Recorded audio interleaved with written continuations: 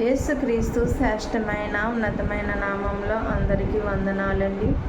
దేవాతి దేవుని మహాకృపను బట్టి ప్రత్యేకమైన వందనాలు తెలియజేస్తా ఉన్నాను. దేవాతి దేవుడి దినాన్న మనతో మాట్లాడుచున్న అంశం ఏంటంటే, నీవు దేవునికి ప్రయోజనకరంగా ఉన్నావా అన్న అంశం ద్వారా ఆయన దినాన్న మనతో మాట్లాడుచున్నారు. అయితే కొరింథీ మొదటి పత్రిక 13వ అధ్యాయము 3వ వచనంలో చూసినట్లయితే, ఇక్కడ బీదల పోషణ కొరకు నా ఆస్తినంతయు ఇచ్చినను, కాల్చబడుటకు నా శరీరమును అప్పగించినను, ప్రేమ లేనివాడనైతే నాకు ప్రయోజనమేమీ లేదు. దేవుడు ఈ యొక్క వాక్యము ఆయన వినికిల్లో దీవించునుగాక.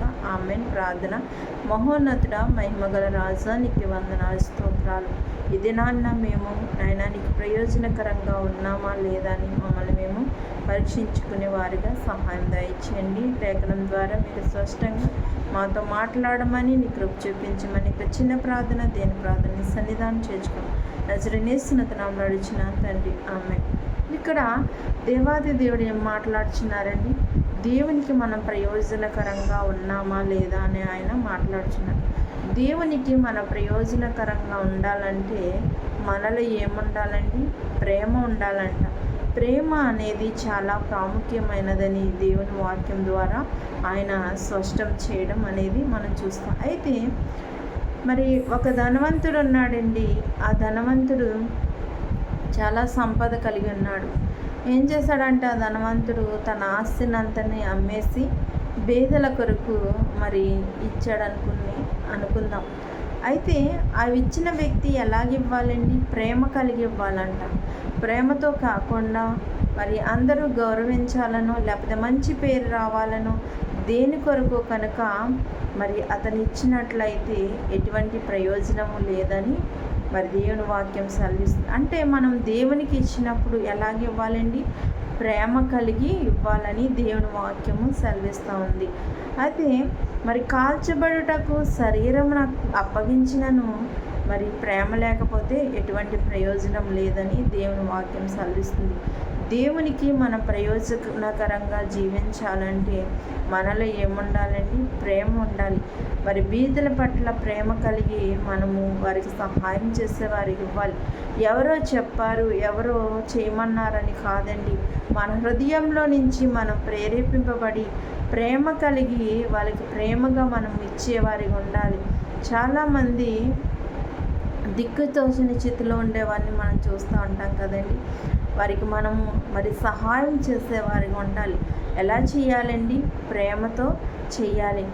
మరి మన పేరు కోసమో లేకపోతే మన ప్రతిష్ట కోసమో నలుగురిలో మన గొప్పగా పొగిడించుకోవడం కోసమో చేయకూడదండి. మనం చేసేది మన దేవునికి తెలుసు కాబట్టి మనం ఎలాగ చేయాలి?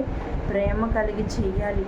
మరి అలాంటి ప్రేమ కలిగి మరి నువ్వు ఇతరులకు సహాయం చేసే రీతిగా ఉన్నావా అని ఆయన నేను ప్రశ్నిస్తూ ఉన్నారు. మరి దేవునిలో నీ ఎలాగూ జీవిస్తున్నావు?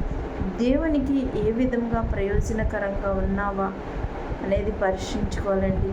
మనము దేవుని యందు రక్షింపబడిన తర్వాత మరి దేవుని కొరకు మనం పరిచర్య చేయాలి. అది దేవునికి ప్రయోజనకరమండి.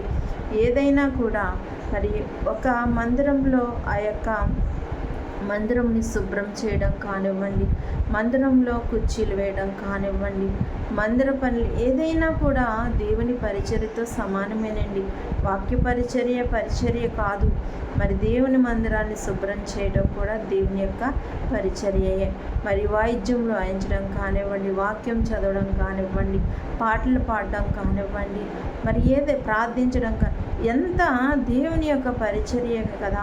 నువ్వు ఏ స్థితిలో ఉన్నావు, ఏదని ఎన్నుకుని మరి దేని వెంట నడుస్తున్నావు, దేవునికి దేని విషయంలో నువ్వు ప్రయోజనకరంగా ఉన్నావు నిన్ను నీవు పరీక్షించుకోవాల్సిన మరి ఉన్నదని దేవుని వాక్యం సెలవిస్తుంది. అయితే ఈ దినాన్న మరి దేవునికి నువ్వు సమీపంగా ఉండి ప్రయోజనకరంగా ఉన్నావా? లేకపోతే దేవుని సన్నిధానానికి ఏదో వెళ్ళాలని మరి ప్రయోజనం లేకుండా వెళ్ళి మరి అక్కడ కనిపించి నీవు బయటకు వచ్చేస్తున్నావు. ఒకసారి పరిశీలన చేసుకోవాలండి. దేవుని మందిరానికి వెళ్ళడానికి మరి ముందుకు రావాలి కానీ వెనుకంజ వేయకూడదు. చాలామందిని చూస్తూ ఉంటున్నామండి, మరి చాలా మందిరాల్లో చూస్తూ ఉంటున్నాం. దేవుని సన్నిధి అంటే మరి టయానికి ఎవరు రారండి. ఎందుకంటే మరి వాళ్ళ పనులన్నీ చేసుకుని మరి అన్నీ మరి చక్కబెట్టుకుని వస్తూ ఉంటారు. మరి ఆ ఒక కుటుంబము మరి ఏదన్నా ఒక ఊరు వెళ్ళాలంటే 10ంటికి బస్సు అనుకోండి, ఎన్నింటికి వెళ్తాం? మనం 9ంటికే వెళ్ళి అక్కడ ఉంటాం. అలాంటి మరి ఏదో పని మీద మనం ఒక ఊరు వెళ్ళడానికి అంత సిద్ధపాటు కలిగి మరి ముందుగా వెళ్తే మరి దేవుని మందిరానికి రావడానికి ఎందుకు సిద్ధపాటు ఉండదండి? మరి నువ్వు దేవుని మందిరానికి కరెక్ట్గా వచ్చి ఆయనపై ప్రయోజనకరమైన జీవితాన్ని జీవిస్తున్నావా లేదా అనేది ఆయన ఇది నాన్న నేను ప్రశ్నిస్తూ ఉన్నాను. దేవుని సన్నిధానానికి వేగిరమే వెళ్ళడానికి ప్రయత్నించాలండి. వెళ్ళి మరి మనం ప్రార్థన చేసుకుని పాటలు పాడుతూ ఆయన స్తుతించాలి. ఎవరితో నీకు సంబంధం లేదు. నీ యొక్క ఆత్మీయ జీవితాన్ని నీ పెంపొందించుకోవడానికి నువ్వు ముందుగానే వెళ్ళు, ప్రార్థన చేయి, పాటలు పాడుకో, ఆయన మహిమపరచు. ఎవరు నేను కాదని అనరు కదా. ఆ రీతిగా నువ్వు జీవిస్తున్నావా అనే ఆయన ఈ దినాన్న నేను ప్రశ్నిస్తూ ఉంటాను. మనం దేవునికి ప్రయోజనకరంగా ఉండాలంటే మనం ఏం చేయాలండి? మన ఆత్మీయ జీవితాన్ని బలపరుచుకుని మన ఆత్మీయ జీవితాన్ని దేవుని కొరకు ఉపయోగించుకునే వారిగా ఉండాలి. మరి దేవుని పరిచర్య చేయడంలో కానివ్వండి, మరి బీదలకు సహాయం చేయడంలో కానీ దేనికైనా కూడా మనం ఎలాగ చేయాలండి? ప్రేమ కలిగి చేయాలంట. ఎప్పుడైతే ప్రేమతో మనము చేస్తామో అది దేవుని దృష్టిలో విలువైనదిగా ఉంటుంది. మరి జక్కయ్యను చూసుకుంటే తను ఎలాంటి జీవితం జీవించినప్పటికీ మరి క్రీస్తు తనలోనికి రాగానే తను ఏం చేశాడు? మరి యేసుక్రీస్తు ప్రభు వారు మరి ఎవరికి ఏమి ఇవ్వమని చెప్పలేదు. కానీ జక్కయ్య త్వరగా రా, నీ ఇంటికి నేను వస్తాను, నీ ఇంటికి రక్షణ వచ్చింది అనగానే మరి అప్పుడు ఆయన ఏం చేస్తాడు? సంతోషంగా బేదలకు పనిచేశాడండి. అన్యాయంగా తీసుకున్న వారికి రెండంతలుగా సంతోషంగా ఇచ్చేశాడు. అలాంటి వారిగా మనం ఉన్నామా? మరి అక్కడ జక్కయ్య దేవునికి ప్రయోజనకరంగా మారిపోయాడు, ప్రేమ కలిగి చేశాడు.